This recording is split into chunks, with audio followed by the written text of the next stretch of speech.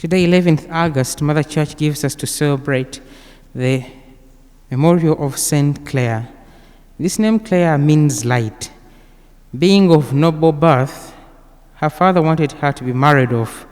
But then one time, as St. Francis of Assisi was preaching, she was touched by the preaching of St. Francis of Assisi, and then she decided to join the way of life of St. Francis. But then it was not easy for her. She literally had to escape from her own home in the night, helped by some few people, and ran up to St. Francis of Assisi, where they had already agreed where to meet. And then, because she was the first woman to join St. Francis, they don't have a special convent for ladies by then. So they put her with the Benedictines, and then she stayed with them. Later on, her own sisters, St. Agnes and then Beatrice, also one of her aunties and her very mom, joined her. And with this, a number of other women and ladies, and slowly but surely, the Poor Clares began as a congregation of its own. So St. Clare had a special devotion to the Blessed Sacrament. To the Blessed Sacrament. She said many, many prayers before the Blessed Sacrament.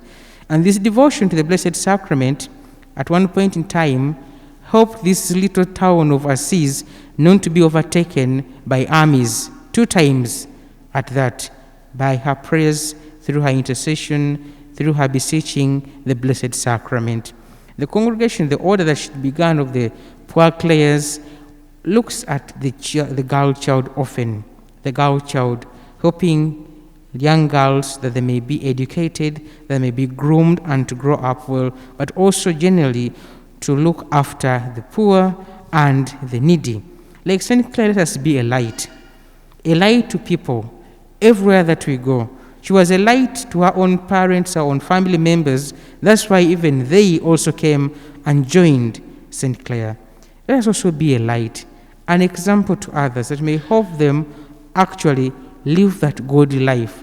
She left up her wealthy kind of living, put off even her modest clothes, and she had to put on this funny clothing of the poor. She cut off her hair. Women always treated their hair. But all these are signs of mortification, her love for God, her love of simplicity and a way of poverty that had been preached by St. Francis of Assisi. So in a special way, we also congratulate the different groups and congregations and orders of the Franciscan, more so the women, because St. Clare was the first woman, as you have heard, to join St. Francis. So in a special way, we also congratulate them, more so congregation of women under St. Francis. We congratulate them for having come to this day. And God blessed that the very first woman to join St. Francis also becomes the very first lady or woman saint who is a Franciscan. She was called Lady Poverty because she really liked that simplicity, the little flower of St. Francis of Assisi, as she used to be known by that time. So you emulate her example to be a light to other people we stay with, and always an example to the people that we stay with. In the gospel, we hear Jesus preaching about forgiveness.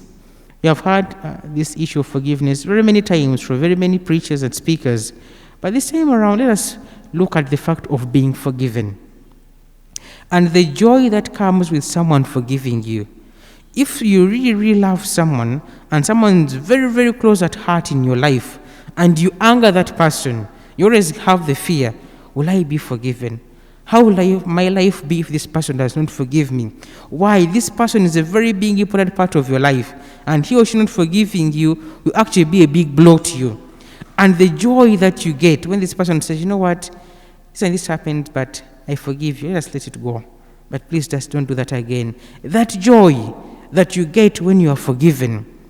Let us wish that other people also get that joy when they come to us to ask for forgiveness. Yes, at times we are really offended in very grave and terrible things.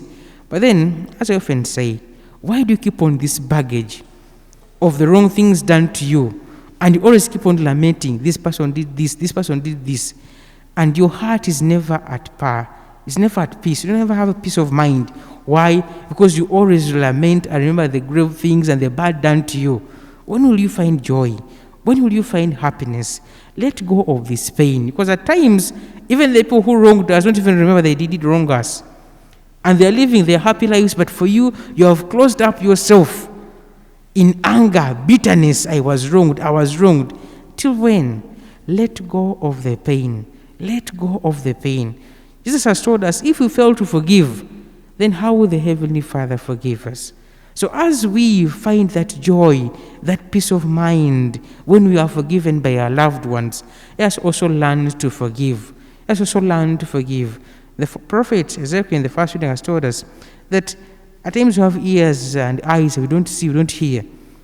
When you stay with someone, you get to know the person's way of life, character and personality. So you get to note that if he or she is doing this and that, then there is something wrong. I think I angered this person. I wronged this person. At different times, people even speak.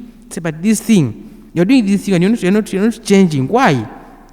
These were the Jews at the times of the prophet. He was telling them, please change. And they're not listening. So God has decided to tell him, use a visual aid. In broad daylight, make a hole in your room, in your house, that they may see you. But they saw all this and they never asked anything. They just continued with life. And God said, no one has asked you anything. Then tell them they are going to be like that. They are going to go into exile. And their own prince, they will just create a hole for him through the wall where he shall go. So similarly, when we are staying as a community with our brothers or our sisters or our families or our friends, let us come to be able to understand the different signs, the different things that go on. And when we see things going wrong, we say, no, something's wrong here. We attend to it. We ask for forgiveness. We try to amend the wrong that has been done. The Lord be with you.